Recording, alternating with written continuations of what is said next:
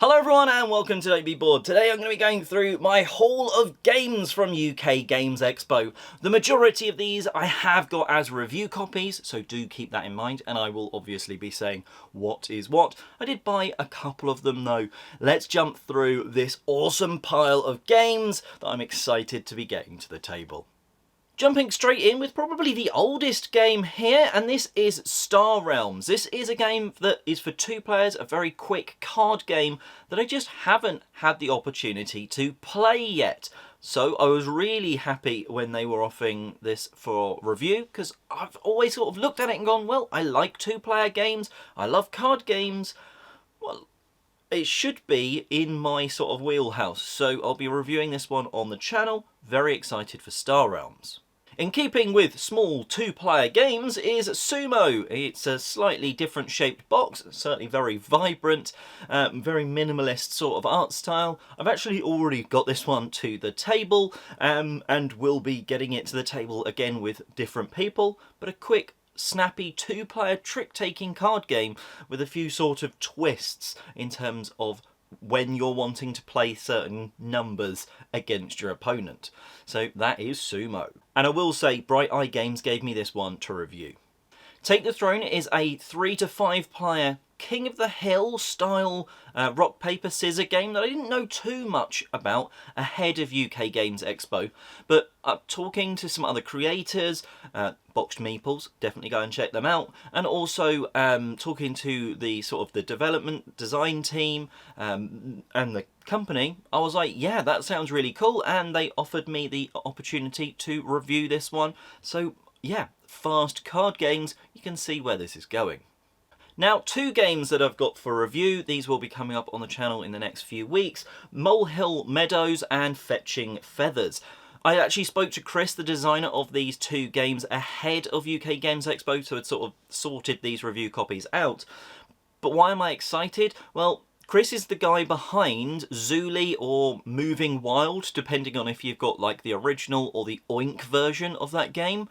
Now, he even described Fetching Feathers as starting out as an expansion for Zuli. In terms of Molehill Meadows, I love polyominoes. So, 2 quick games, 1 card-based, 1 sort of polyomino-based. Sign me right up. This is a game that is not for review and not purchased either. This is a little promo thing, Tacta, that the OP were giving out. The OP, USA Opoly, whatever you want to refer to them as. Effectively, this is a 2-player version of a bigger game. It's not probably therefore enough to really review it, because the normal game is for like 2 to 6 players. And this is only for 2, or could be an expansion for that game. But I'm still excited to give this one a go, because it looked like quite a cool, almost spatial, domino-y puzzle thing going out on the table. So, excited to give this one a go. Here we go, the first thing that I have purchased. This was Catchy Cat, otherwise known originally in the Japanese name, just sort of translated as Catchy. This is a 2-player trick-taking game, and as you can tell, it's a pretty small box. You are trying to win or sometimes lose a trick to effectively tempt the cat towards your side, and depending on where it ends up at the end of a round, or if you've managed to, you're going to get points, and it's first to 7 points. Tiny little card game, and I think there was only like 100 of these at the show, so I had to go and buy this one. The other game that I had to go and buy was Flip 7. This has been an absolute blast every time I have played it, so I needed this one in the collection for myself. I already know there's going to be numerous game nights where, we've got like 20 minutes at the end of a game night, and this is what could finish it off. Or even potentially, we're still waiting for someone to turn up. I just caught the really shiny box in the screen there. This is the sort of one that could also warm up the game night. We're waiting for that one other person. There's at least 3 of us. Let's sort of just flip some cards. Push Your Luck is one that I don't like it if it's part of a bigger thing. But on its own, Push Your Luck can really sing. And I have actually seen 1 person flip 7 once. It was impressive. But yes, a really good game that I had to buy. 21X is a bit of a different game. It's certainly not a light card game.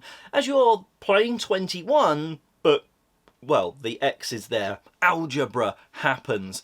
This is a little sort of quirky twist on 21 as you're playing numbered cards out, but it's instead of like, you know, 2, 3, 4, 5, 6, it's like 2x or -3 plus x and different things like that. Or even one of the cards is just like 101. It's certainly a very different experience, certainly for people that are mathy, and I'm very excited to just give the solo mode a little bit of a whirl on this one and use it as like a bit of a mathematics puzzle each day. But that is 21X that I got to review from Naylor Games. Almost coming towards the end of the haul, but wow, probably the most or second most striking box in the haul. Flip 7's got a very shiny box. The one I'm about to show you in a minute has a really eye-catching design, but the colour of this new edition of Codenames, wow.